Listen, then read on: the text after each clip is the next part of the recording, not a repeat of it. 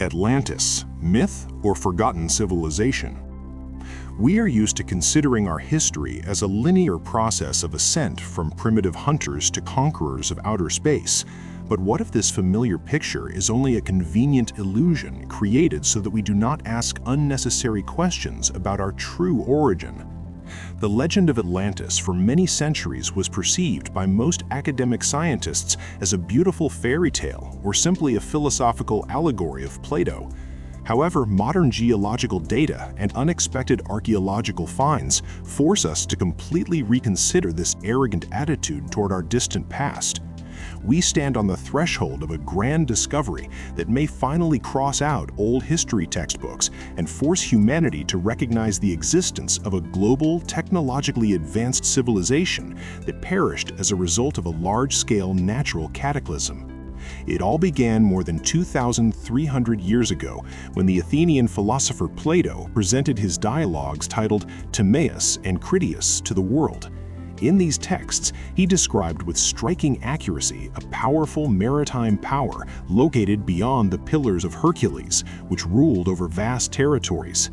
Many modern researchers mistakenly believe that Plato simply made up this story to illustrate his political ideas about the state structure.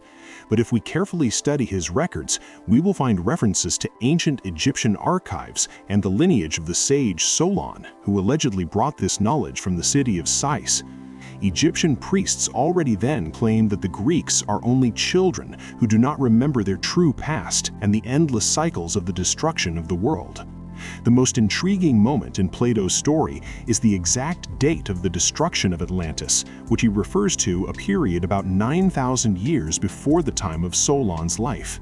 If we add these numbers, we get approximately 11,600 years ago from our present day. Surprisingly, but this very time interval perfectly coincides with the end of the last ice age and a sharp climatic jump known as the Younger Dryas. At this time, a catastrophic rise in the world ocean level occurred, caused probably by a comet impact or powerful solar flares. Geologists find traces of this event all over the globe, recording the instantaneous melting of huge ice sheets and colossal floods that changed the face of our planet forever. For a long time, critics of Atlantis pointed to the absence of a suitable place in the Atlantic Ocean where an entire continent could hide. But what if we were looking in the wrong place and our understanding of the geography of the past was too limited?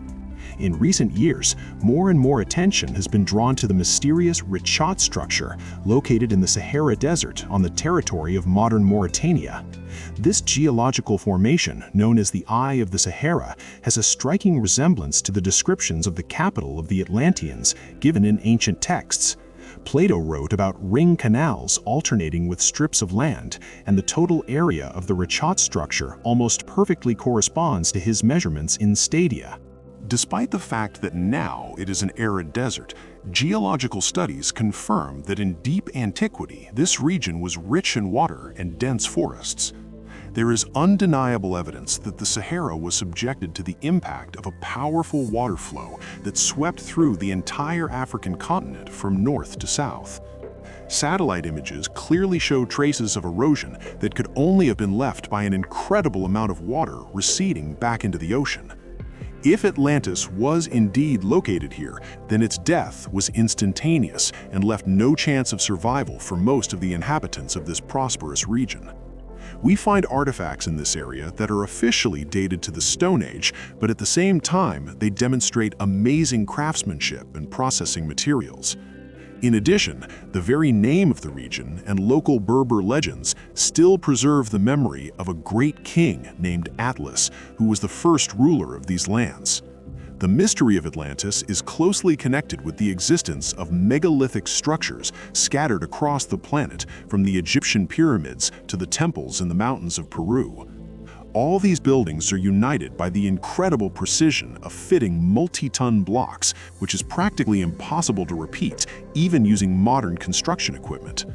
We see traces of tube drilling and machine processing of the hardest granite, which clearly indicates the use of forgotten high-level technologies. Official science tries to explain this with primitive copper tools and an endless amount of slave labor, but these explanations do not withstand any logical check. Most likely, we are dealing with the remains of a single global civilization that possessed deep knowledge in the fields of mathematics, astronomy, and physics.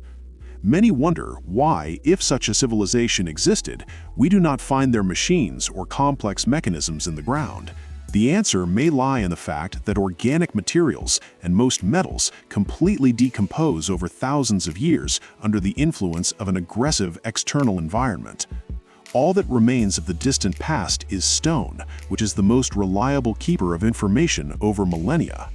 Moreover, if Atlantis was destroyed by a powerful tsunami, then its remains are buried under hundreds of meters of silt in sedimentary rocks on the ocean floor or deep in the desert sands. Modern archaeology explores only a tiny fraction of our planet's surface, leaving out of focus huge territories hidden underwater or the ice sheets of Antarctica. There is also a theory that the survivors of the catastrophe, the Atlanteans, became those very Enlightener gods about whom the myths of all ancient peoples tell. They brought knowledge of agriculture, writing, and construction to wild tribes who managed to survive the Great Flood in high mountain areas. This is why we see the sudden appearance of fully formed civilizations in Sumer and Egypt without any signs of gradual evolution. These carriers of ancient knowledge tried to preserve bits of their culture by building monumental structures capable of surviving new cataclysms and passing a message to future generations. They encoded the precession of the Earth's axis and other astronomical constants in the architecture of the pyramids, hoping that someday we would be able to decipher them. Why then does the modern scientific elite so fiercely resist the very idea of the existence of Atlantis and other prehistoric, highly developed cultures? Recognition of this fact would require a complete revision of the entire paradigm of human development and the recognition that we are not the pinnacle of progress. This would destroy the established dogmas on which the careers of thousands of scientists are built and force us to realize our own vulnerability in the face of natural forces. It is much easier to call all this myths and fantasies than to admit that we live on the ruins of a much more majestic world. However, truth has a way of coming to the surface regardless of how deeply the keepers of official secrets try to bury it. We live in an amazing time when new technologies allow us to look into those corners of the planet that were previously inaccessible to the human eye. LIDARs discover hidden cities in the jungles of the Amazon, and underwater vehicles find strange structures on the bottom of the Caribbean Sea and off the coast of Japan. Each new fragment of this giant mosaic brings us closer to understanding that Atlantis was not just an island, but an entire era in the history of the Earth. This forgotten chapter of our past contains answers to the most important questions about who we are and where we are moving as a biological species. Perhaps the realization of the mistakes made by our distant ancestors will help us avoid a similar fate in the future and save our civilization from another oblivion. In conclusion of our investigation, I want to emphasize that the search for Atlantis is not just an archaeological task, but a search for our own identity. We are used to looking at the stars, dreaming of colonizing other worlds, but at the same time, we know almost nothing about what is hidden right under our feet. The history of humanity is much longer and more tragic than what we have been told in schools and universities over the past decades. We need to find the courage to face the facts and recognize that the legends of antiquity often turn out to be more truthful than modern scientific theories.